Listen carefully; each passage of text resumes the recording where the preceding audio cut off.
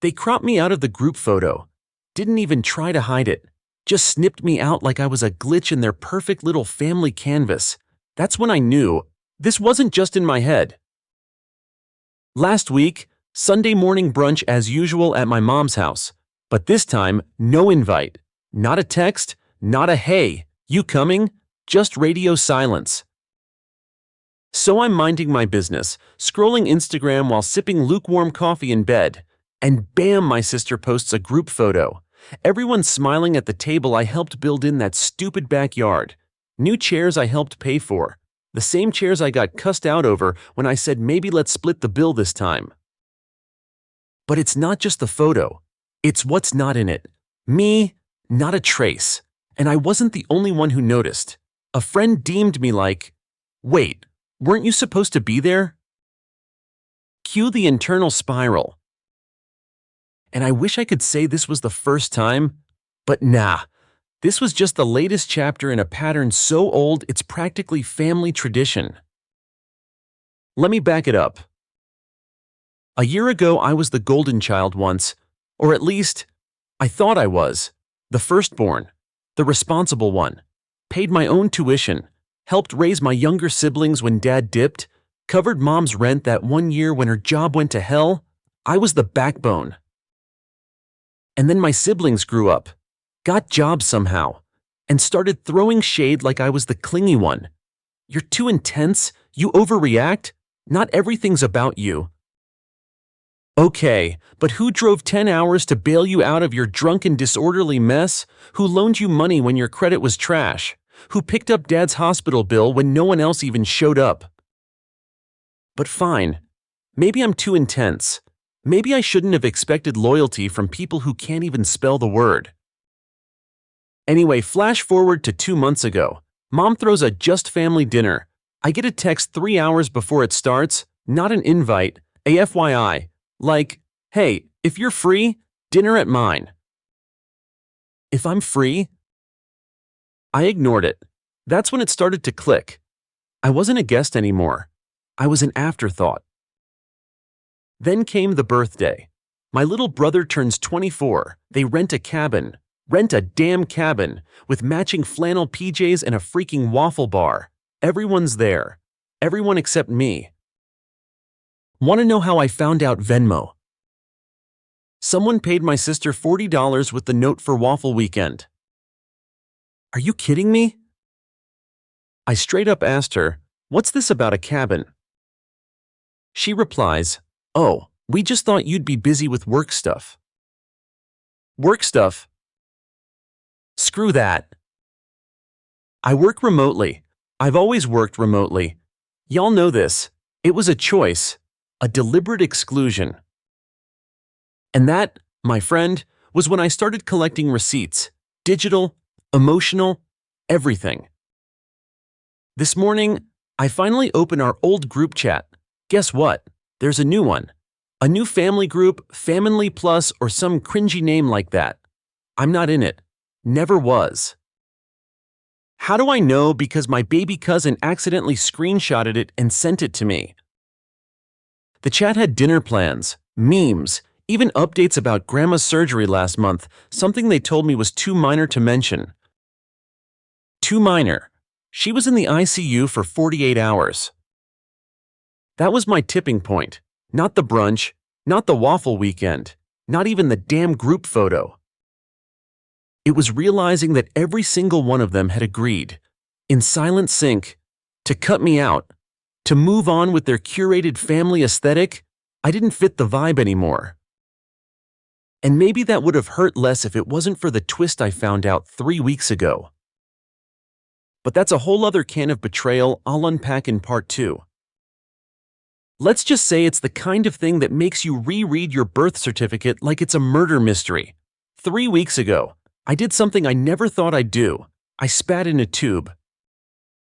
Yeah, one of those Ancestry DNA kits. It was on sale, and I figured, why not everyone in my family had done it the year before? Made a whole game out of it. Guess who's got Viking blood? Blah blah. I didn't join because I was busy with work at the time, but now, sitting there with a Sunday all to myself, iced coffee in one hand and 0 family brunch invites. I said, screw it. Let's see if I'm also 4% French and 10% disappointment. The results hit me like a truck. Or more like, they didn't hit me, because there was a glaring gap. You know how it usually shows your close matches, parents, siblings, cousins. Mine showed cousins, some distant matches, but no full siblings, no parental matches. I refreshed the page like a maniac. I thought it was a glitch. Then I saw it, no immediate family matches available. At first, I laughed. Like, tech glitch. Classic. I even texted my brother a screenshot with a dumb joke like, looks like I'm adopted. LOL. He left me on red. That was the moment I felt it. That deep, stomach drop, throat tightening, something's very wrong, kind of silence. I sat there staring at the screen, heart pounding, mind racing through every family photo I could remember. My eyes, my nose, who did I actually look like? Was I really the odd one out? And no one said anything. I called my mom that night. Hey, I said, trying to sound casual, weird question. Is there something I should know, like medical history-wise? There was a pause, the kind that lasts just a little too long to be normal. She laughed. Forced? What do you mean, sweetie? I did the DNA thing, and it's weird. It says I don't have any immediate matches. Silence again. Then, those things aren't always accurate. You know that, right? Sure, Mom, totally. Just like that brunch you forgot to invite me to wasn't on purpose either. I didn't press her that night. I should have, but I couldn't. Instead, I called my aunt, the cool aunt, the one who always slips me extra cake at parties and once told me she'd tell me the truth if shit ever got weird. I asked her the same question. She went dead quiet. Then she whispered, I think you should talk to your mom, honey. And hung up. Nope, I was done being stonewalled. So I dug deeper. I called a friend who works at the city archives because, yeah, I'm that guy now and asked for a copy of my birth certificate. You know what name wasn't on there? My dad's? Not even a placeholder, just blank. I don't know how I'd never noticed. Maybe because the one we had at home was a photocopy that conveniently cropped the bottom half. At that point, I wasn't angry, I was scared. My whole identity was starting to feel like a bad plot twist. The next night, I drove to my parents' house, no call, no warning, just parked out front and walked in. My mom looked up from the couch like she'd seen a ghost. I asked her straight up, "Who's my father?" She didn't answer. She just started crying. And not like a little tearful sniffle, full breakdown, like she'd been waiting for this moment and dreading it all at once. My dad came downstairs mid-chaos and froze. He looked at me, then at her, and then just sighed, like he was finally off the hook. Turns out, he found out a year ago. Yeah, that's the timeline. That's when the family started excluding me. The family that I thought was my safe place, my constants, my roots. A year ago, my parents did a DNA test for fun, saw the results, realized I wasn't biologically his, and decided to get this not to tell me. Instead, they told my siblings and everyone else in the family, just not me. They made a whole group chat to coordinate how to keep me in the dark. They called it Family plus like some twisted Netflix subscription plan. I wasn't part of the plus. That's why I stopped getting invited. That's why my sister changed her tone. That's why every dinner had weird silences and skipped questions. Because I was the lie, the family secret, the mistake they were all protecting. I couldn't even cry. I just stood there, hands shaking, staring at the two people who raised me and wondering if they even liked me, let alone loved me. "You're still our son," my mom said between sobs. "Yeah." "Then why did you let me find out from a website?" I left, slammed the door so hard the wreath fell off. I didn't sleep that night. My brain ran loops around every moment I thought was real: birthdays, Christmases, the time my dad taught me how to drive, and now I had to wonder if he ever looked at me and saw someone else's kid behind my eyes. The next morning, I posted a short version of this on Reddit, just to vent, to get it out. It blew up. People were furious on my behalf. Some said I should cut them all off. Some said to sue for emotional distress. A few even said, maybe they were trying to protect you. Protect me. From what? The truth. From being included, from hugs and waffles and stupid matching flannel. Nah, they weren't protecting me. They were protecting themselves from guilt, from shame, from whatever dark spiral this family operates on. And the worst part? I still miss them.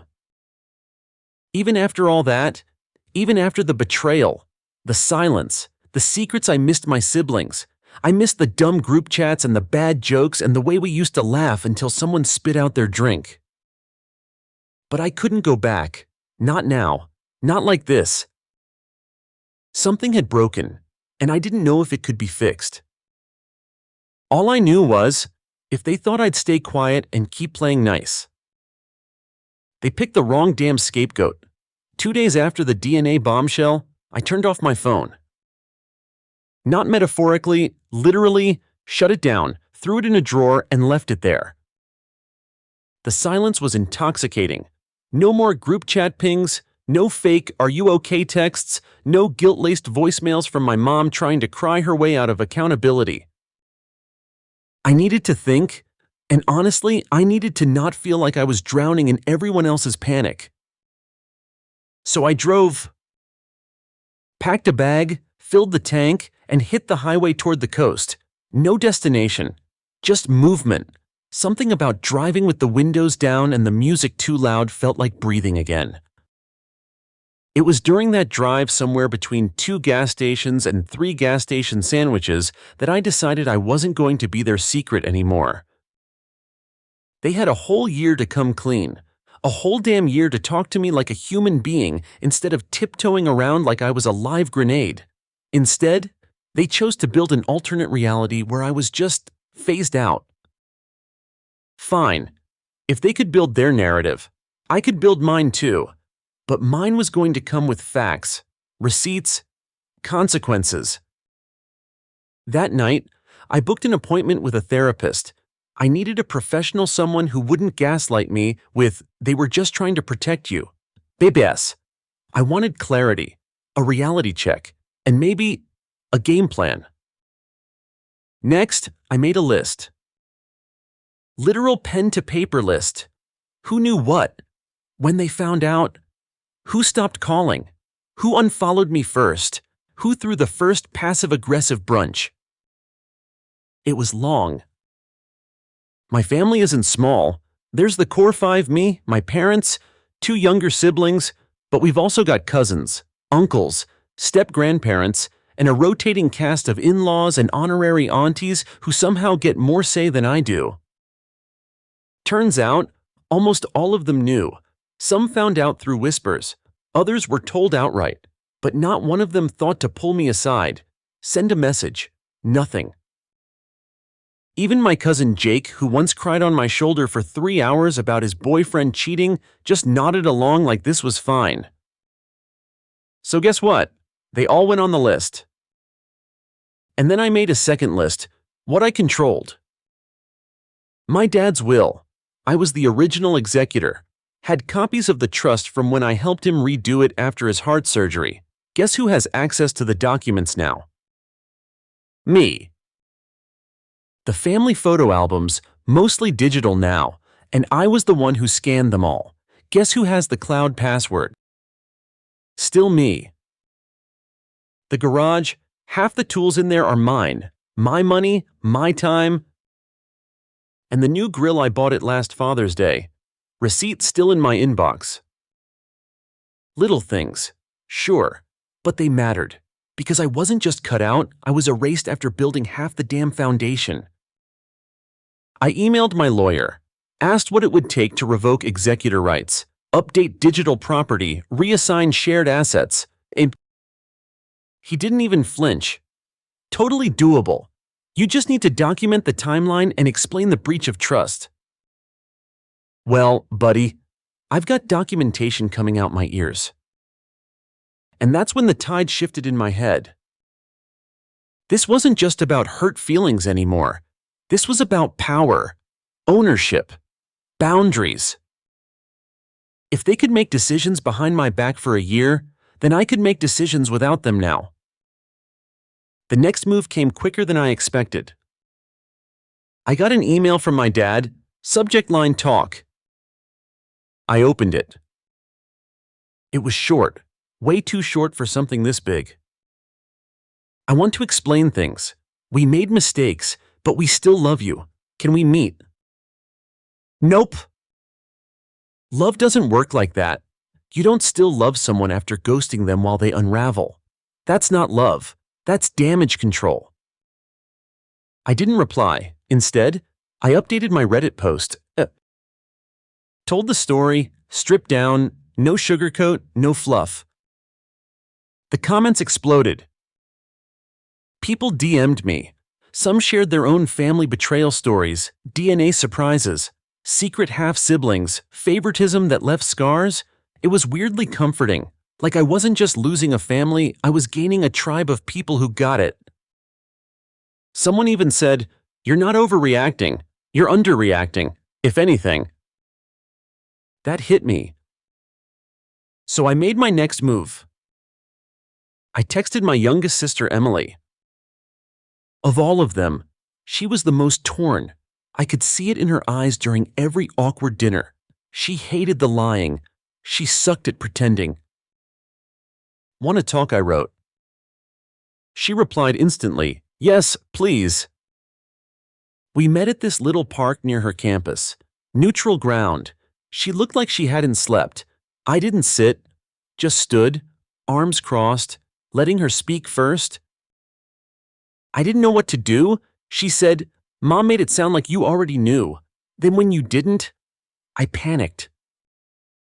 "Did you ever think to just ask me?" She winced. "I thought you'd hate me." I laughed, not because it was funny, because it was tragic. "Emily, I don't hate you. I hate what you all did." She started crying, like shoulders shaking, crying, "I miss you. I didn't want this." I didn't comfort her. I couldn't, not yet, but I did tell her the truth. "I'm not coming back, not to things as they were.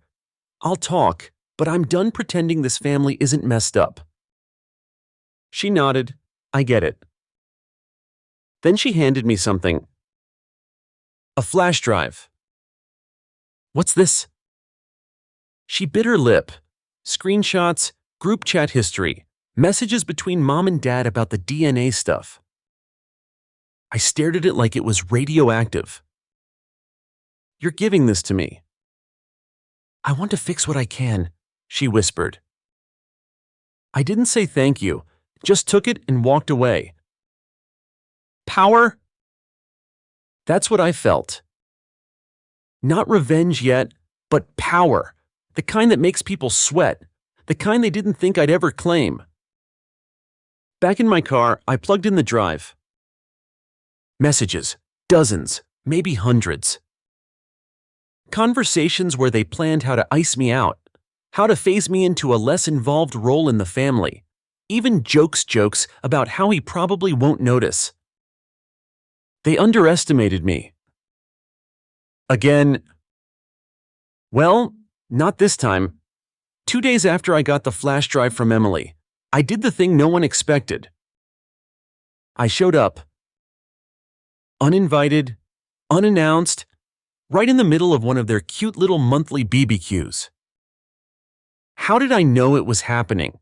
Easy. My cousin Amanda's boyfriend posted an Instagram story from the backyard, same fairy lights, same stupid paper lanterns they swore they'd never use again. Caption said, "Fam cookout vibes." Fam. Okay. I parked 2 blocks away so they wouldn't hear my car, walked up the alley behind the house, and came through the side gate like I still lived there, because I practically did for 28 years. They saw me and froze like I'd brought a damn SWAT team. The music stopped. Someone dropped a plate. My mom was holding a tray of sliders. She nearly dropped that too. I looked around my brother, my sister, the cousins, Dad, all wide-eyed, all caught, like kids who got busted for sneaking cookies, except this time the cookie was a whole human being they tried to erase. "Don't stop on my account," I said. "I'm just here to return something." I reached into my backpack and pulled out the flash drive. Held it up like a trophy. "You left this part out of the family photo album." My mom's face went pale. Emily looked down at her shoes. My dad stood there like a statue, arms crossed, jaw tight, typical. When shit hits the fan, he turns into a mute prop. No one said a word. So I filled the silence. I read everything. By the way, every group chat, every little scheme, every time you said I'd take it too personally or make it dramatic.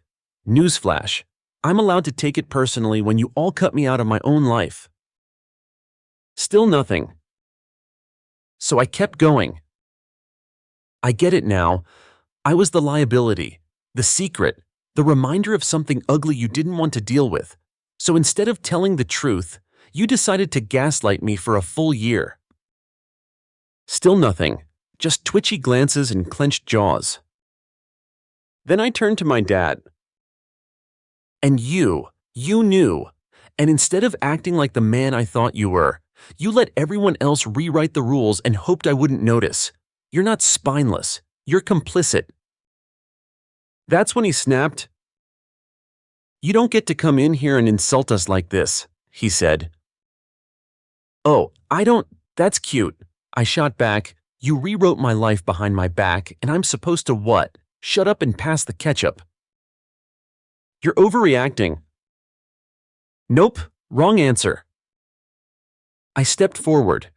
"I'm underreacting, and you should be damn grateful I haven't made this public yet, because let me tell you, those screenshots, they'd go viral. You think your coworkers won't recognize your name on Reddit?" Dead silence. I turned to my mom. "You could have told me. You could have sat me down and said, 'Hey, things are complicated. We love you, but we need to talk.' Instead, you threw brunches without me and acted like I was just busy." She finally spoke, barely above a whisper. "We didn't know how." "That's the problem," I said. "You didn't even try." Then I took a breath, stepped back, and said the one thing I knew would stick. "I'm not mad you kept a secret. I'm mad you thought I couldn't handle the truth." And I left. Didn't look back, just walked right through the stunned silence and out the gate. On the drive home, my hands were shaking, not from fear, from adrenaline, rage, relief, all of it. I didn't win anything, not really, but I stopped losing. That night, I posted another update on Reddit. No details this time, just this. Today I confronted them. They said nothing, just stared like they didn't know me. I guess they don't, but that's okay. I know me now, and I'm done begging to be part of something that already voted me out. It blew up. People shared it, screenshotted it, commented like wildfire. A few said I should press legal action. Some offered to help. And then I got a DM. Anonymous burner account. "You don't know the whole story. Ask your aunt about July 4th last year." I stared at the message for a long time. July 4th? Last year? What the hell happened then? That was around the time I was dating Rachel.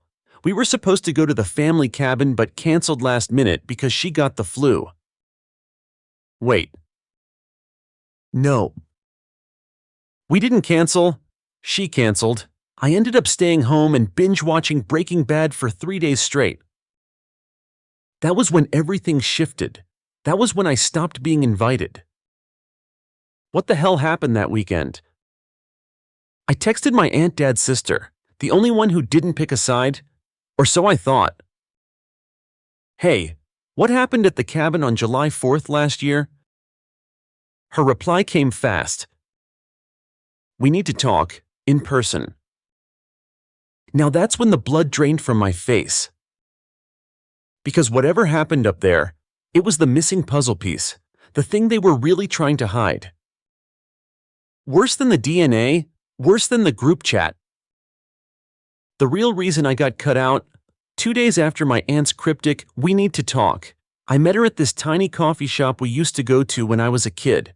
She was already there when I walked in, sipping tea, hands wrapped tight around the cup like she was bracing for a storm. No small talk. Just straight into it.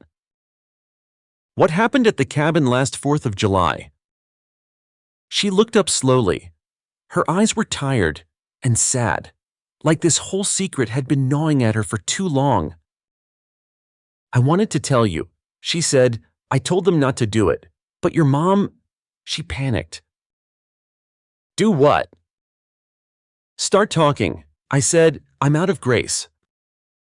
She took a deep breath, then dropped it.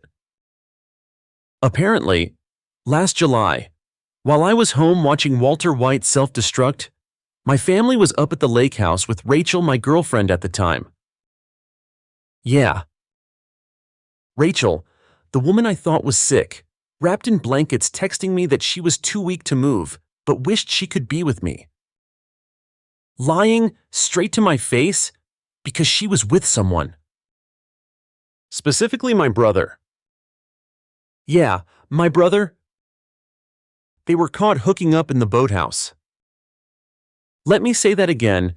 My girlfriend and my brother, together, at a family gathering I wasn't invited to because they planned it that way. That weekend was when everything snapped. My mom found out first, walked in on them, apparently. She told my dad, who told my sister, and then the full cover-up started. They knew I'd lose it if I found out, so they made a deal. Rachel would ghost me for my own good. My brother would lay low, and no one would tell me what happened. It wasn't just a lie, it was an orchestrated betrayal, with scripts and roles and silence. And they let me walk around for a full year thinking I was crazy, like I was the problem, like my overreactions were just emotional issues. No, it wasn't my emotions. It was my instincts screaming that something was wrong, and them gaslighting me into silence. I sat there in the coffee shop, staring at my aunt while my pulse pounded in my ears. You're serious? She nodded. Your mom made Rachel promise to disappear. Said it was better for you to think she just got bored. I almost laughed, because wow, that's rich. They didn't just break my heart, they buried it in a lie and danced on the grave. I didn't even finish my drink, just got up and walked out. Didn't say goodbye, didn't promise to keep it a secret, didn't promise them anything ever again. That night, I drove straight to my brother's apartment. He opened the door like nothing was wrong. Hey, what's up? Boom. One punch. Straight to his smug little face. I don't even remember pulling my hand back, just the impact, the crack, and the shock on his face as he stumbled back, clutching his jaw. You knew, I said, breathing hard. You all knew. He didn't deny it, just looked down, ashamed, blood dripping from his lip. I didn't mean for it to happen, he muttered. Bullshit. You don't accidentally bang your brother's girlfriend in a boathouse. He didn't have anything to say to that. I stood over him, shaking, furious, broken, free. You think I'm going to forgive you someday? You think this fades? He shook his head. I don't expect you to. Good, because it won't. And then I left. No more conversations. No more emotional labor. No more cleaning up their mess while they cry about how hard it was for them to keep it from me. I went home, sat on my couch in the dark, let the rage burn through me like a fever breaking. Then I opened my laptop. I started writing. Everything, the full story, names redacted for now, but all the details, all the manipulation, all the deception, I didn't hold back. It wasn't a Reddit post this time. It was a Medium article, public, sharp, undeniable. Title: The Year My Family Gaslit Me Out of My Own Life. I linked the article on my socials. Didn't tag them, didn't need to. The algorithm did its thing. Within hours, the post was trending. People were furious, commenting, sharing, messaging me with stories of their own betrayals.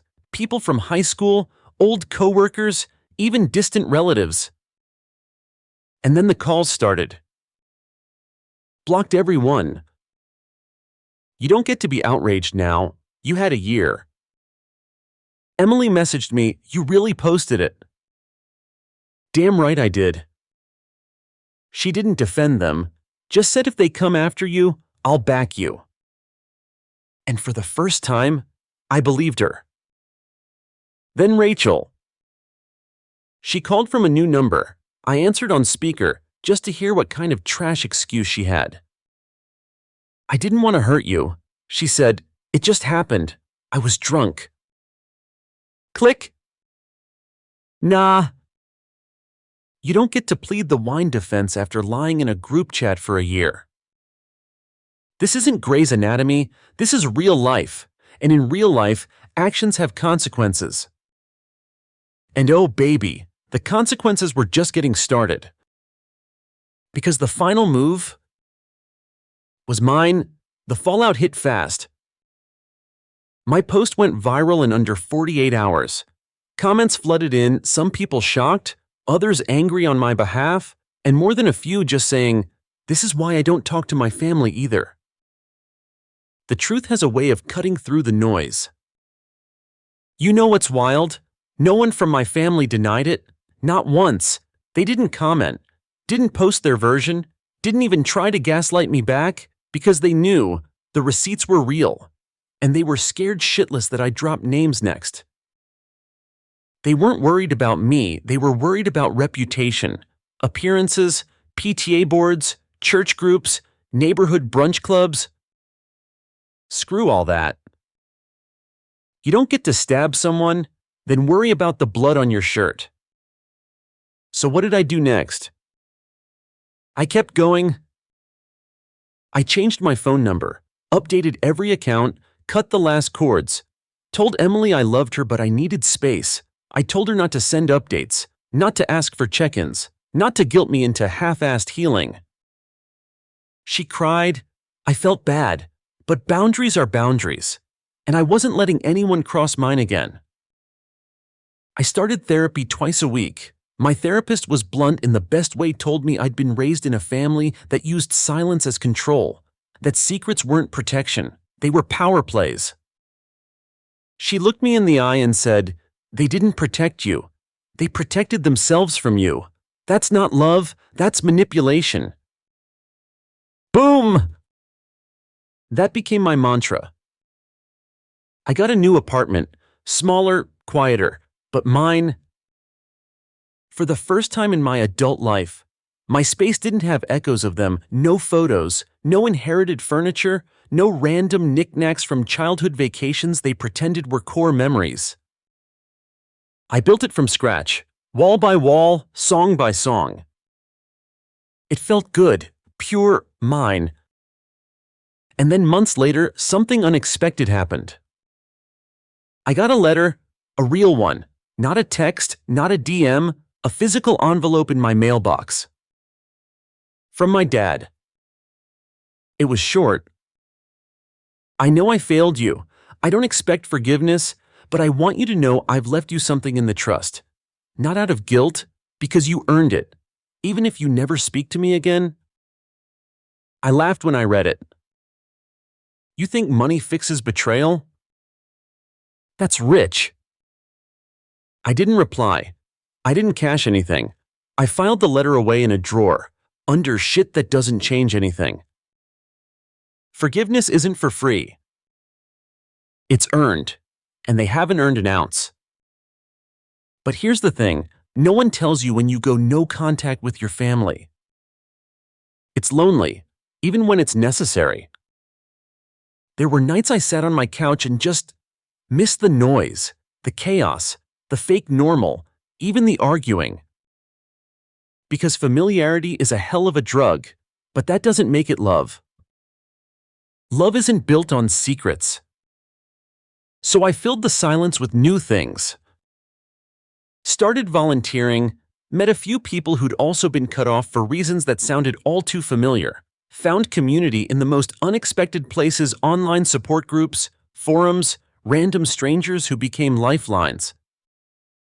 One of them, a woman named Lex, messaged me after reading my post.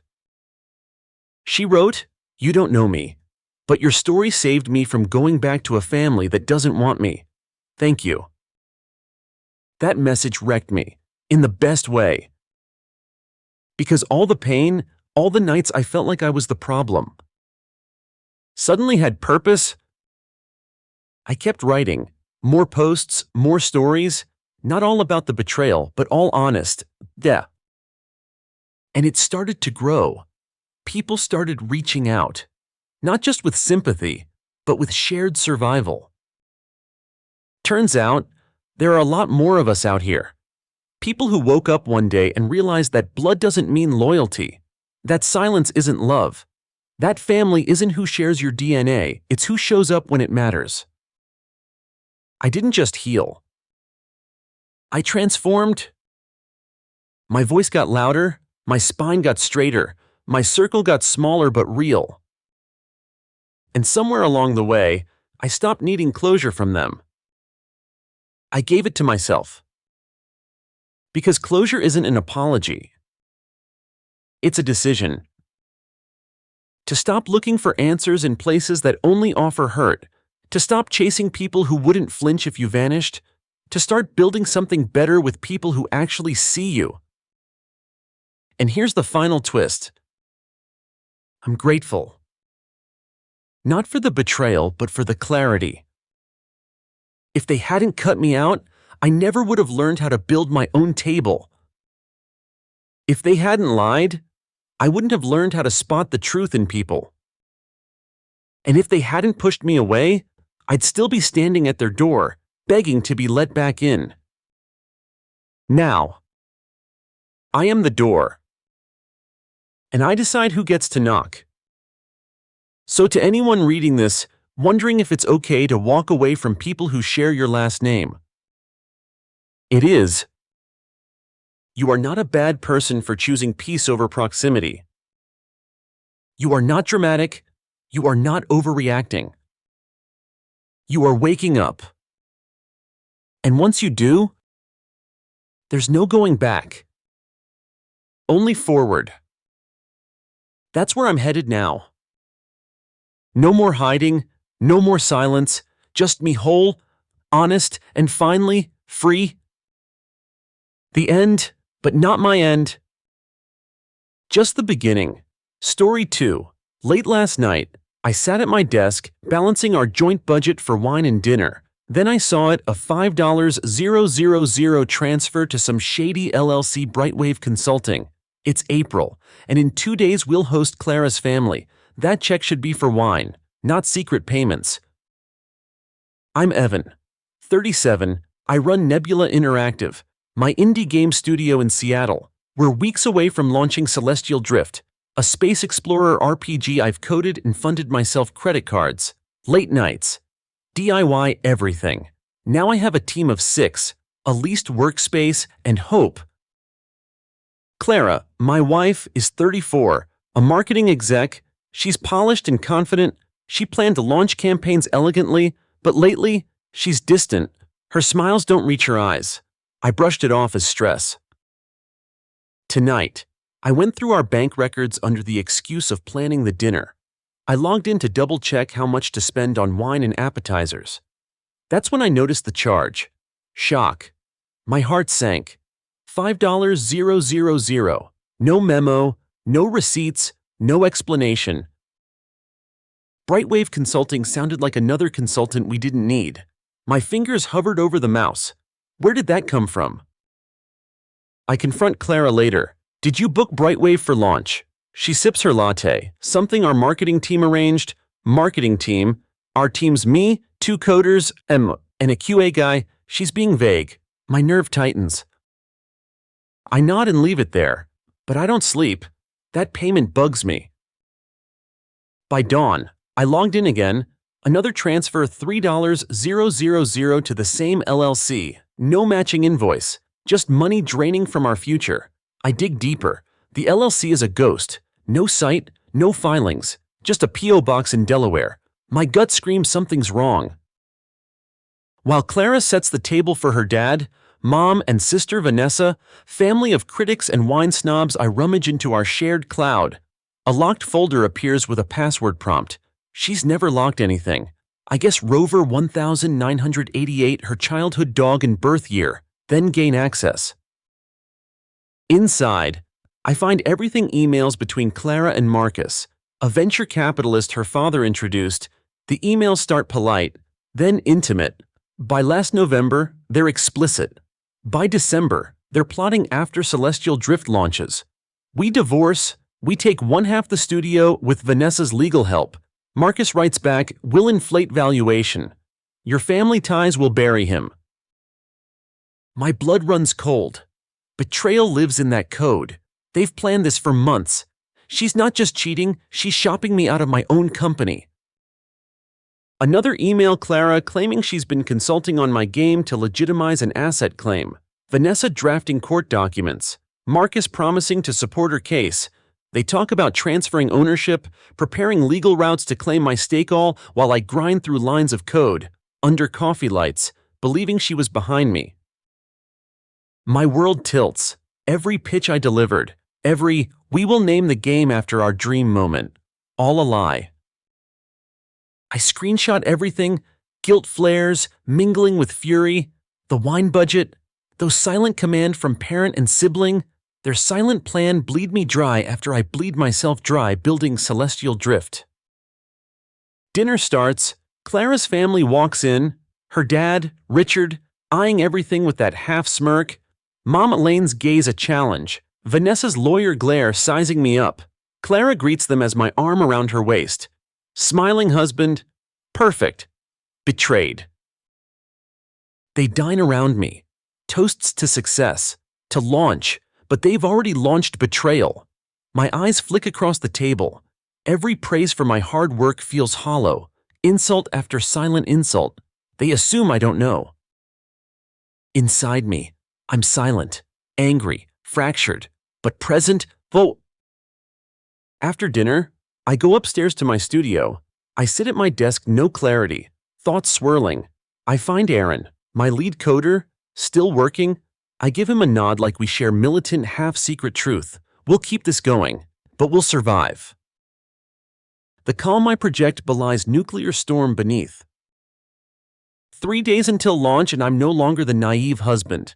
I'm a man whose life work is under attack from the people closest to him. I will do something about it. 3 days after dinner, I sat alone in the studio lobby. The building was still.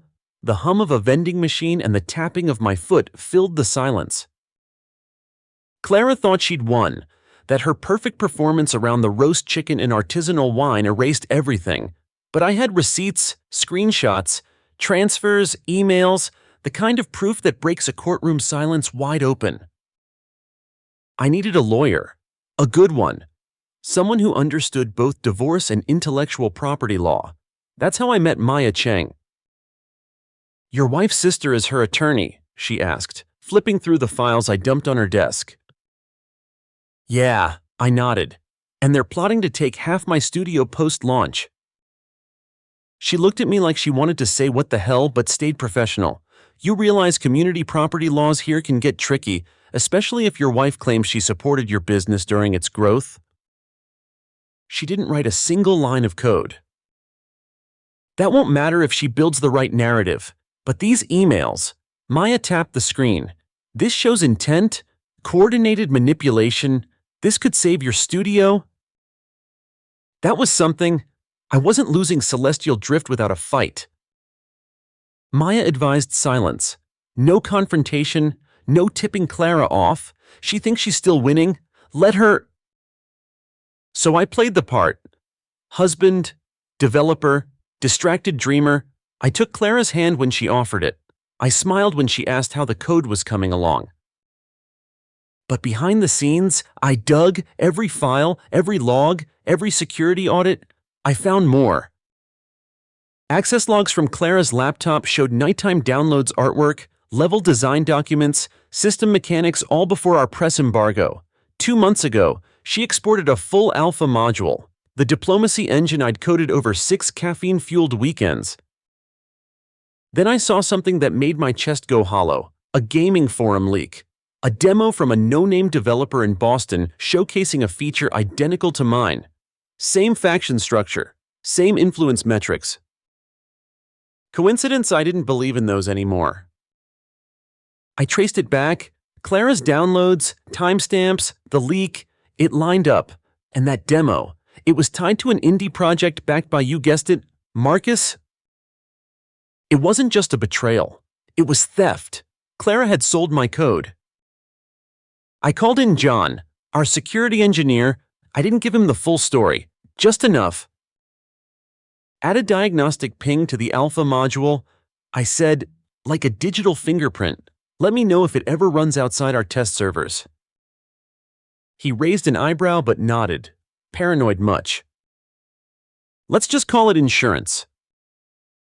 By that night, I was back at my desk, staring at the cursor blinking in my bug report doc. Nothing about this felt real, but Clara was still coming home, making dinner, asking about my day. The mask was airtight. I started recording. Every conversation, every comment, her talking about her marketing contributions, her references to future valuations, I backed it all up. Meanwhile, Clara had no clue I'd seen her messages with Marcus, him asking for updates. Her replying with files, drafts, even internal team chats. The worst part? She used my trust, my open files, my access. All while smiling like we were newlyweds. Marcus wasn't just using Clara, he was using me. He was feeding her legal angles and financial manipulation tools. But Maya's background check on him dug deeper. He wasn't just a VC, he was in trouble. Marcus has burned at least 2 other startups. She said during our call, he used inside info to edge out founders, sold off their IP and shell companies. There's a civil case pending.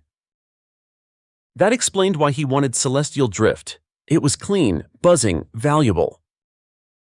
He wanted my launch to fund his next scam. Clara, caught in her delusion, was helping him steal everything I built. I kept quiet, patient. Like Maya said, every day Clara didn't know I knew was a day I gained more leverage. 2 weeks until launch, I got my first ping. John messaged, "Hey, weird ping. Your diagnostic flagged code execution from an unknown server in Palo Alto." I knew that server, Marcus's old company. The stolen code was live. I updated Maya. I want to reveal this publicly on launch day. She raised an eyebrow. You want to blow it all up? I want receipts, proof, and an audience. Okay, she said slowly, then we play it your way, but get everything airtight. One mistake, they'll flip it on you. I nodded. This wasn't about revenge anymore. It was about justice, about stopping Marcus before he did to someone else what he was trying to do to me. I worked late every night, not just finishing the game, but staging the truth. John and I prepped a tool that would reveal all server logs, file hashes, user accounts. We'd show who accessed what, when, and from where, all tied to Clara's devices and Marcus's servers. Clara started acting strange, like guilt was gnawing at her, or maybe fear. Her affection felt exaggerated, her compliments forced. "You've been working so hard," she said one night, touching my back. "I'm proud of you." I looked up, faked a smile. "Thanks, babe, just wanted to be perfect." She nodded, then left the room. I watched her from the reflection in the window. She hesitated at the door like she wanted to confess. But she didn't. She never would. I whispered to myself, 3 more days. 3 more days and the launch party would be the night everything flipped. Launch day. If you'd told me a year ago this was how I'd feel, numb, calculating, detached, I would have laughed. But here I was, in a black button-down, sipping lukewarm coffee in the back room of the Tech District Convention Center, counting down the minutes like a ticking bomb. My game, Celestial Drift, was about to launch. My heart, it wasn't in the release. It was in the USB drive in my jacket pocket, the one with every email, log, financial record, and ping tracing Clara and Marcus's betrayal. Across the convention floor, I spotted Clara in a navy dress that shimmered under the LED lights. To anyone watching, she looked like the supportive wife of a successful indie game dev, polished, proud, full of shit. Marcus was already here, smoothing his hair, chatting with a board member of one of the sponsors. He looked like a guy who thought he'd won. Perfect. I checked in with John by the AV setup. Everything good. All wired, he nodded. You hit spacebar on your laptop, and boom, your presentation goes live, just like you said. Thanks, man, deep. He hesitated. You sure about this? No, I said, but it's too late to back out. 7:03 p.m., the lights dimmed, the crowd press, influencers, gamers, investors gathered around the main stage. I took the mic. Good evening, everyone, I said, voice calm. Thanks for joining us. 3 years ago, I started coding Celestial Drift on a busted laptop in a shared apartment. Tonight, we launch it to the world. Applause, cameras, flashes. But before we celebrate, I continued, there's something I need to say, something not in the press kits. Silence settled like fog. Sometimes, the biggest threats to your dreams aren't external. They're the people closest to you. I clicked the spacebar. The screen behind me lit up emails between Clara and Marcus. Dates, timestamps, signatures, their scheme laid bare. Her plan to divorce me post-launch and claim nearly half my studio with her sister's legal help. His promise to inflate the company's valuation to his own advantage. Gasps rippled through the audience. I didn't stop. Next slide, financial records. The $5,000 and $3,000 transfers to Brightwave LLC, Clara's hidden cloud folder, her 2 a.m. file downloads, then server logs showing stolen code accessed from Marcus's company server. Then the final blow, my watermark diagnostic. It pinged from a specific IP, Marcus's firm. Proof they ran my stolen diplomacy engine weeks before this party. The screen updated in real time. My watermark pinged again. Ladies and gentlemen, I said, this isn't just betrayal. It's theft, fraud, and it ends tonight. Clara looked like she'd been shot. She stood frozen. Her parents who had shown up, smug and expecting a free champagne ride, were now ghost white. Richard looked like he was calculating damage control in real time. Elaine's martini hand trembled. Vanessa gone? Bolted the moment the emails hit the screen. And Marcus. He started to speak, hands raised. This is out of context. But before he finished, I pulled out the final piece, a video recording from a call between Marcus and an associate, bragging about gutting a naive dev's codebase for our prototype, complete with his smug face and Clara's voice in the background laughing. That was it. Security started escorting Marcus out before he could say another word. Reporters swarmed. The crowd buzzed louder than the speaker feedback. I dropped the mic, not metaphorically, literally. Backstage, Clara caught up to me, tears already streaking down her face. Alex, please, I didn't mean… Yeah, you did, I said, eyes cold. I was scared. Marcus promised me security. I thought I could. Lie your way into half my company, feed him my work, manipulate me until it was legally yours. She sobbed. I was trying to help us. Help us, I snapped.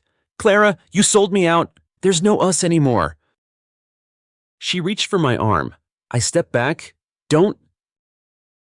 The weight lifted, but only a little. I walked out into the night, the air sharp, my breath fogging up like steam from a boiling pot finally removed from heat. That night, I didn't sleep. I sat at my apartment's window, laptop open, watching #Celestial Drift trend on every platform, not for the launch, not just… but because I exposed a plot that sounded more like a thriller than real life. Gamers rallied behind me, indie devs sent messages of support, journalists flooded my inbox. It was validation, but also noise, just noise. At 3 a.m., I texted Maya, let's file tomorrow, full divorce. She replied instantly, already drafting. The next day, Clara tried again. Emails, voicemails, we can work through this. Marcus used me. You're still the love of my life. I didn't reply. By that weekend, Marcus was being sued by his own firm. Turns out, I wasn't his first con, just the loudest. The legal wheels turned fast after my reveal. Maya filed asset protection measures. The judge blocked Clara from claiming any stake in Pixel Forge. Vanessa was disqualified as her counsel due to conflict of interest. It felt clean, almost surgical. But it didn't feel like closure. That came weeks later. When I visited the studio alone late one night, I walked the aisles, each desk, each scribbled concept page on the wall. And I remembered why I started all this. Not for revenge, not for recognition, for the joy of building something real, from nothing. 3 months later, my apartment's quiet, not empty, just calm, a kind of stillness I hadn't realized I craved. No staged smiles, no hidden folders, no voices whispering plans in another room. Just me, a shelf of indie game dev books, and a dog I adopted named Neo who snores like an old man. Pixel Forge survived the storm. Barely. We lost one investor who got cold feet, but the exposure brought 3 more. And Celestial Drift? It's out. Not perfect. A few bugs we're still patching, but real, raw, ours. It's not a blockbuster, but it doesn't have to be. It's critically respected, player loved, and 100% mine again. And that's worth more than every cent Marcus and Clara tried to carve out of it. The press calls slowed down after the scandal cooled. Clara vanished from social media. Marcus still under investigation. Clara's family. Radio silent. Good. Closure. Though, that's a different beast. It didn't come with the cease and desist. Not with the court denying Clara's claim. Not even when Vanessa got formally reported to the bar for misconduct. Closure came the day I ran into Richard. Accidentally, at a business panel I was invited to speak at. He was in the crowd. I didn't see him until Quanda. He stood, asked, "Do you think trust is recoverable after betrayal?" No smugness, no smirk, just age. He looked older, tired. I didn't hesitate. No, not the same trust. You might rebuild something new, but what was there that's gone? I didn't break eye contact. He nodded, sat down, said nothing else. Later, he left before I came off stage. I didn't chase him. Didn't need to. That night, I walked home in the drizzle, soaked but light. A few weeks after that, Clara sent one last letter. Handwritten. No return address. The kind of thing you send when you've run out of digital places to hide. She didn't beg. She just said she'd made the biggest mistake of her life. That she saw now how little Marcus valued her. That she'd believed a version of me that wasn't real because her family fed her a false narrative. She said, "You were always enough, Alex, I just wasn't strong enough to see it." I burned the letter. Not out of rage, not for show. Just because some stories end, and you have to stop rereading the bad chapters. It's been 6 months since launch. Pixel Forge is deep into pre-production for our next game. Smaller scope, tighter vision, something that feels human. Not just another big RPG, this one's about grief, about healing, about letting go. Wonder where that inspiration came from. I hired 2 new junior devs. One of them, a woman named June, asked during her interview why I never talk about the scandal. I told her, because that's not who we are, that's who I was once. And she nodded, said, "Cool, I'm here to build, not gossip." That's the team I want.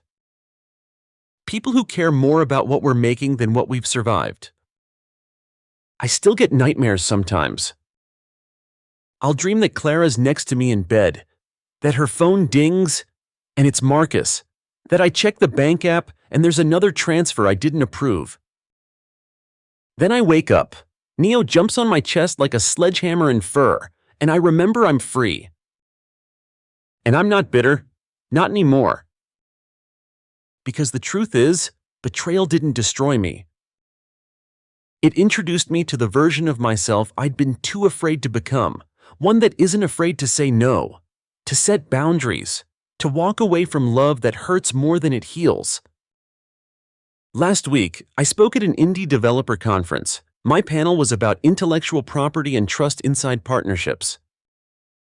I told the room, protect your code, but protect your peace harder. Build backups, not just in your servers, but in your life. Afterward, someone came up to me, an older woman in her 50s. She said her son went through something similar, that hearing my story helped her understand what he couldn't put into words.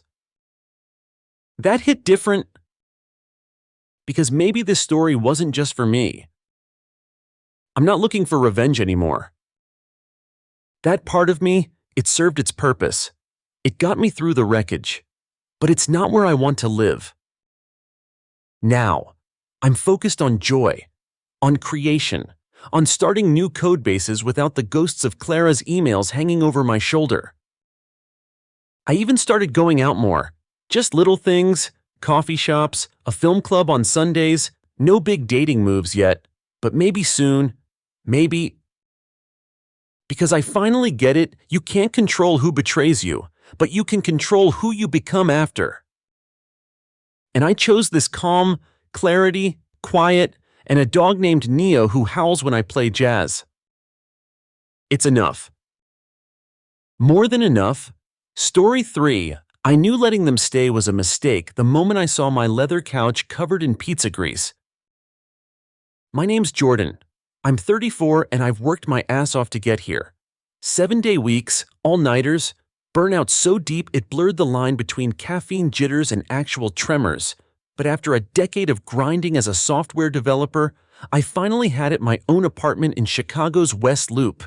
2 bedrooms, floor-to-ceiling windows, hardwood floors, a place where the silence meant I was in control. And then my mom called. "Your sister's in trouble," she said, her voice tight with guilt. "Rachel got laid off again. Nate's contract ended. The twins, it's been rough." I said nothing. "You've got space," she added like it was a magic fix, just until they land on their feet. I stared at the spotless kitchen. My space, my peace. "Fine," I said, "they can stay, but just for a month." They moved in 2 days later with their 2-year-old twins and enough noise to raise the dead. I cleared the guest room, helped them settle in, even stocked the fridge. It felt temporary, manageable. Until it didn't. Week 1, Nate borrowed my laptop and filled the download folder with shady plugins. Rachel asked if she could use the balcony for her yoga classes and ended up hosting half the neighborhood. Week 2, the twins drew on my walls with markers. My wine glasses vanished one by one. Mom and Dad stopped by every weekend like it was a family timeshare. Still, I gritted my teeth. Told myself it was family. I kept paying for groceries, the internet, their Uber Eats orders when Rachel swore she was too exhausted to cook. But things only spiraled. By month 2, Rachel acted like she owned the place. I came home one night and the bookshelf I spent hours assembling was gone. Too bulky, she shrugged. We needed space for the twins' toys. Nate turned the guest closet into a gaming setup. He punched holes in the wall to mount his monitor. No apology. Just, it's better this way. And every time I said something, Mom shut it down. You're being dramatic, she said. They're family. You're doing fine. That word, fine. Like I wasn't allowed to feel frustrated in my own damn home. But the worst was yet to come. 3 months in, I got an offer and opportunity to lead a project in Berlin for 3 months. It was career-defining. My boss even hinted at a promotion if I nailed it. I took it, packed fast, told Rachel and Nate the rules: no parties, no guests, keep things clean. I left the rent paid, the fridge full, the bills handled. They smiled, nodded, thanked me. I left thinking maybe, just maybe, they'd step up. They didn't. It started with a weird message from my neighbor, Jonah. Hey man, hope Europe's good. FYI, your apartment's been super loud at night. Weird music. Lots of people. I confronted Rachel over text. It was just one dinner party, she said. But then came the photos. Aunt Lisa sent a selfie from my apartment. New curtains, neon-colored walls, the hardwood floors replaced with something shiny and fake. My kitchen was orange. Orange. I FaceTimed Rachel. She dodged my questions, laughed it off. Just sprucing things up, it'll be better when you get back. I hung up and stared at my phone. My chest burned. They were renovating my apartment with my money. Without asking, I emailed my landlord, pretending to be curious about future lease renewals. He replied with, "We need to talk. Your renovations are against building rules. You're in violation." I sat on the edge of my hotel bed and felt like the floor gave out. What the hell had they done?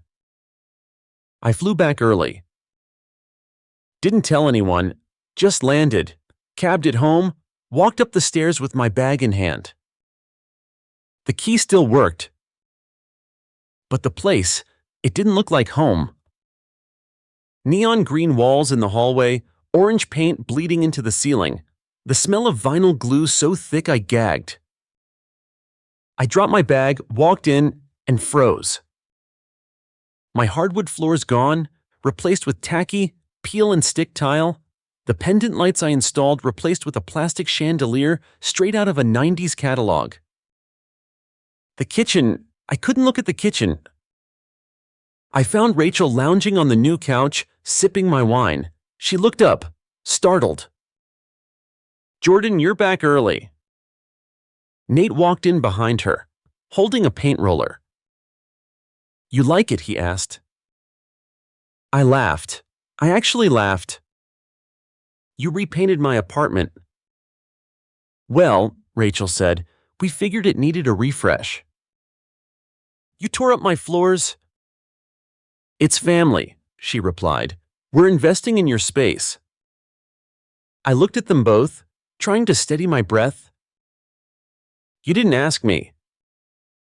"You weren't here," Nate said, as if that made it okay. "We thought it'd be a nice surprise." I walked into my bedroom, shut the door, and sat on the bed. I didn't cry. I didn't scream. I planned. That night, I called my landlord and told him everything. I offered to cover damages, said I'd be out in a month. He agreed no legal trouble, but I'd forfeit my deposit and pay a $3,000 restoration fee. Fine. Worth it. I found a small studio the next day. No bells, no whistles, just walls I could trust not to be turned neon green. I didn't tell Rachel and Nate, not yet, but the clock was ticking. I was done being the bank, the babysitter, the pushover. This wasn't just about paint or rent. It was about respect, about peace. And I was ready to take it back. Moving day wasn't a showdown. No dramatic yelling or slammed doors. It was quiet, almost anticlimactic, but inside, I felt the storm brewing. I packed my few belongings into boxes: my laptop, a couple of framed photos, my trusty coffee mug, and some clothes. Everything else stayed behind. My leather couch, the rug I loved, the art I collected over the years, they were theirs now. I couldn't afford to move it all, nor did I want to. Let them live with the chaos they'd created. Ben, my closest friend since college, showed up with his beat-up pickup truck, ready for the big move, he joked, trying to lighten the mood. More like the big escape, I said, forcing a smile. The drive from my old apartment to the new studio was silent, save for the hum of the engine and the occasional sigh from me. I stared out the window, thinking about how this whole mess started with family. Ben broke the silence. They're not family, they're leeches. I wanted to argue, but the truth stuck in my throat. Arriving at the new place was like landing on another planet. The building was old and creaky, the walls paper thin, the window looked out onto a brick wall. No floor-to-ceiling windows, no kitchen island to brag about, no hardwood floors to polish. But it was mine. I felt something I hadn't in months: relief. I carried the boxes inside and dropped them on the cracked linoleum floor. The quiet was different here. It didn't weigh me down, it lifted me up. That night, I stared at the ceiling in the dark, thinking about how easy it was to lose yourself in family drama, how I'd let guilt and obligation blind me. The betrayal wasn't just about the renovations or the money, it was about boundaries broken, trust shredded. I promised myself I'd never let anyone walk over me like that again. The next morning I started setting up my new space, a secondhand desk from a thrift store, a chair with a wobbly leg, and my battered laptop booting up felt like a fresh start. My fingers itched to code again. But the stress wasn't gone. The legal mess was just beginning. Mr. Henderson, my landlord back at the old place, was firm but fair. You'll need to pay the restoration fee in full, or I have to report the damage to your credit, he warned. $3,000 might not sound like much, but after the expenses piling up, extra rent for the family, renovations, moving costs, it hit hard. I drafted emails, made phone calls, trying to figure out how to cover everything without drowning. At the same time, I dug through every message, every bank statement, trying to track how much I'd spent on them. Rachel's grocery runs, Nate's emergency bills, the paint supplies, the new furniture. It was a slow bleed. I blocked out calls and texts from my parents, who kept sending guilt trips disguised as concerned messages. Family sticks together, Mom's voice buzzed on voicemail one morning. You can't just abandon us. But they didn't see it. They never did. Family to them meant taking without asking, spending without thinking, assuming without respecting. In my new studio, I poured myself into work, late nights, debugging lines of code, dreaming of projects where I called the shots, where I controlled the narrative. One evening, as I was troubleshooting a bug, my phone buzzed, a message from Rachel. We miss you. Can we talk? For a moment, I almost replied, but I didn't. I deleted it. Why? Because it wasn't about missing me. It was about missing the free ride, the warm bed, the paycheck. And I wasn't about to fall for it again. Then came the legal notices. Vanessa, my sister's lawyer friend who I hadn't met until she started texting me, demanded repayment for improvements made to the apartment. $4,000, on top of everything else? Their shamelessness shocked me. They'd not only trashed my place, but now wanted me to pay for it, like it was an investment. The phrase family helps family echoed mockingly in my head.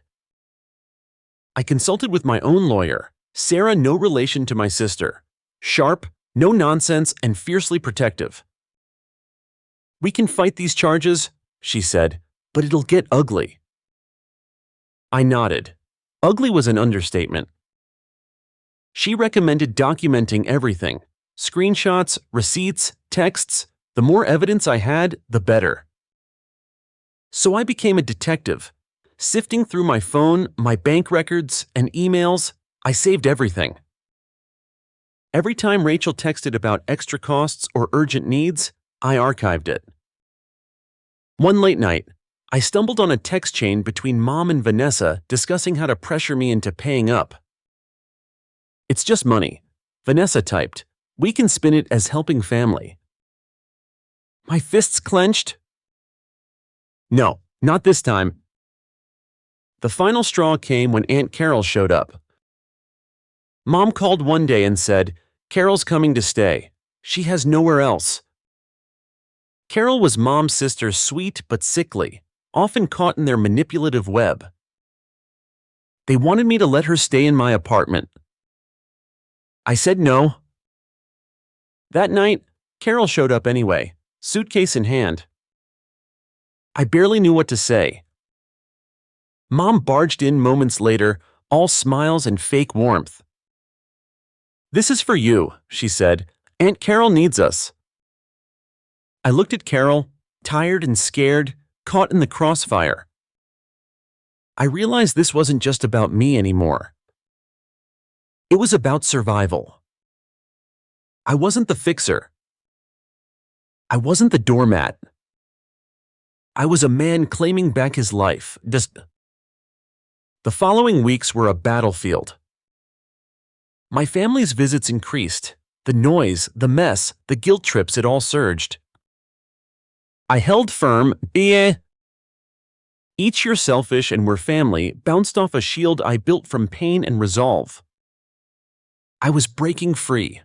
One day, one breath at a time. The weight of my decision didn't lift overnight.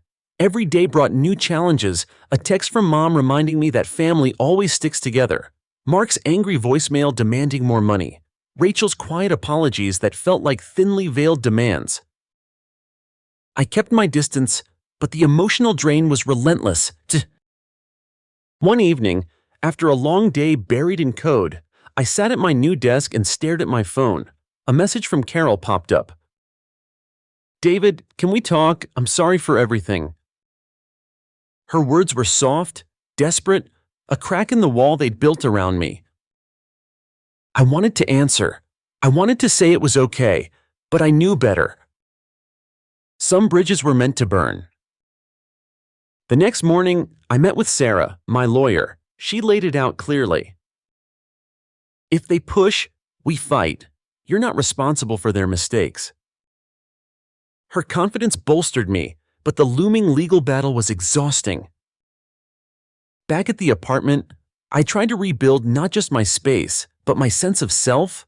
I hung my favorite prints, arranged my books on a makeshift shelf, and brewed coffee in my old French press. Small things, but they anchored me. The silence was my new companion, uncomfortable at first, but slowly becoming a balm. Then came the first court notice. Vanessa was escalating. She filed a claim demanding I cover the renovation costs plus damages for emotional distress. I laughed bitterly. Emotional distress? She called it. I wasn't the one whose family turned my home into a neon nightmare. Sarah and I prepared my response, compiling everything. I documented the texts, the emails, the lease agreement, and Mr. Henderson's warnings. One piece of evidence stood out: the video call Mom made, waving her hands dismissively when I confronted her about the paint. "I'm just making it more homey," she said, the casual cruelty in her voice unbearable. I filed a counterclaim for unauthorized renovations and trespassing. They'd overstepped. Big time. The legal back and forth was draining but necessary. Every hearing felt like reliving the betrayal. In court, I stood firm. "This is my home," I told the judge. "I never authorized these renovations. I never consented to anyone living here but myself. This isn't just about money, it's about respect, something my family forgot." The judge nodded, taking notes. Outside the courtroom, I saw Mom and Mark waiting, faces tight with resentment. They didn't speak to me. The fight wasn't just legal, it was personal, emotional. That same week, Rachel reached out again. "David, please," she wrote, "we're struggling. We'll find another place soon." I ignored it. Struggling was their constant state, but I couldn't carry their burdens anymore. I focused on Pixel Forge, the game that had been my dream, my escape. I poured energy into coding, patching bugs, and prepping for the next big update. The quiet of my new place was a stark contrast to the chaos I'd left behind. It was healing. But old wounds have a way of resurfacing. One night, my phone buzzed an unknown number. I answered cautiously. "David, it's Mark." His voice was different, tired, raw. "I screwed up. I'm sorry." For the first time, I saw vulnerability beneath the bravado. We talked for hours. He confessed the stress of his mistakes, the pressure from Mom and Dad, and how they'd pushed him to exploit me. It was a start. Not a fix, but a start. I didn't forgive him yet, but I listened. Healing, I realized, wasn't a switch, it was a process. Around the same time, I got a call from Aunt Carol. She sounded fragile. "I don't want to be a burden. David, maybe I should find somewhere else." I surprised myself by saying, "No, you're family, but it has to be on my terms." She agreed. We set boundaries. She moved into a small room I fixed up, away from the chaos. It wasn't perfect, but it was peace. Months passed. The court case dragged on, but momentum was on my side. The judge ruled the renovations unauthorized, ordered my family to pay restitution. It wasn't about the money, it was about standing up for myself. I felt stronger. Through it all, Ben was my rock. His visits brought normalcy. We'd sit late, talking about coding, life, and sometimes the mess I'd escaped. He reminded me I wasn't alone. One afternoon, as I was debugging, a notification popped up. Pixel Forge had secured a contract for a new project, a collaboration with a well-known indie publisher. The news hit me like a breath of fresh air. It was validation, then proof that despite everything, I was still moving forward. I realized that my family's chaos had forced me to redefine what family meant. Not blood or obligation, but respect and support. The real family I'd been searching for was waiting beyond the wreckage. I smiled, feeling the weight lift a little more. I was building something new. And this time, on my own terms, the verdict felt like a weight lifted off my shoulders. The judge ruled in my favor, no surprise there. Given the mountain of evidence, my family was ordered to pay restitution and vacate my apartment by the end of the month. But legal victories are bittersweet. The damage wasn't just in money or paint, It was the fractures in trust and the long road to reclaiming my life. I packed boxes with a strange mix of relief and sadness, each item my favorite mugs, worn notebooks, a framed photo of my dog Pixel felt like fragments of a past I was finally closing the door on. The neon green walls and tacky orange kitchen were gone, replaced by blank canvases, empty spaces waiting for my touch. Ben stopped by often during this time. His easy presence was a balm. We shared late-night pizzas and deep talks about life, work, and rebuilding. He reminded me that rebuilding isn't just about things, it's about boundaries, self-respect, and learning to say no. Those were lessons I'd paid dearly for. One afternoon, a package arrived, a surprise from a friend I hadn't seen in years. Inside was a simple wooden frame, hand-carved with the word sanctuary. It wasn't just a decoration, it was a symbol, a reminder that home isn't just a place, but a state of mind. I spent the next few weeks turning my new apartment into a refuge. I painted the walls a soft gray, bought a second-hand bookshelf, and curated my collection of games and books. It wasn't flashy, but it was mine. Every choice was deliberate, a reclaiming of control. Work at Pixel Forge flourished. The new publisher deal opened doors I'd only dreamed of. I poured every ounce of energy into our next project, a story-driven RPG with themes of resilience and trust.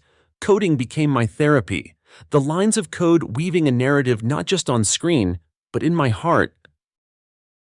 Despite the progress, the echoes of my past lingered. Family calls were sparse and tense. Mom's voice was softer now, stripped of its usual manipulation, but still tinged with hurt and pride. Mark's messages were fewer, more tentative. Carol had found a new place but kept in touch, her gratitude genuine yet tinged with regret. One evening, while scrolling through social media, I stumbled upon a post from Vanessa, Clara's sister, ironic considering the other story I'd read years ago. She was bragging about a new legal win, a bitter reminder of the battles fought over boundaries and respect. I felt a flicker of anger but quickly replaced it with clarity. I wasn't them. I wasn't stuck in cycles of entitlement and manipulation. I was building something different, something stronger. That clarity extended beyond work and home. I reconnected with old friends, people who had been distant during my family's chaos but were ready to stand by me now. We met for coffee, game nights, and long talks about everything and nothing. Those moments stitched together a new support system, chosen family, unshaken by blood or history. One afternoon, I sat on my small balcony, watching the Atlanta skyline glitter under the dusk. Pixel lay curled beside me, his soft snores a comfort in the quiet. I sipped my coffee, the cool air clearing my mind. I thought back to the early days, the cramped apartment, the neon nightmare, the fights, the betrayals. It all felt like a different lifetime, a shadow I'd stepped out from. The hardest part wasn't losing the apartment or facing my family's selfishness. It was letting go of the hope that things could be different, that they'd change, that I could fix them. But sometimes, the only thing you can fix is yourself. I had learned that boundaries are not walls but bridges to healthier relationships, to self-love, to peace. Months later, Pixel Forge launched our new game to critical acclaim. The buzz was electric, a testament to resilience not just in story, but in life. At the launch party, surrounded by my team and friends, I felt a quiet pride. This wasn't just a project. It was proof that even after betrayal and loss, I could rise, that I could reclaim my story on my own terms. As the night wound down, Ben clapped me on the back. "You did good, man. You're not just surviving, you're thriving." I smiled, feeling the truth in his words. The road ahead wasn't perfect, and there would still be scars. But for the first time in years, I wasn't defined by what was taken from me. I was defined by what I was building step by steady step.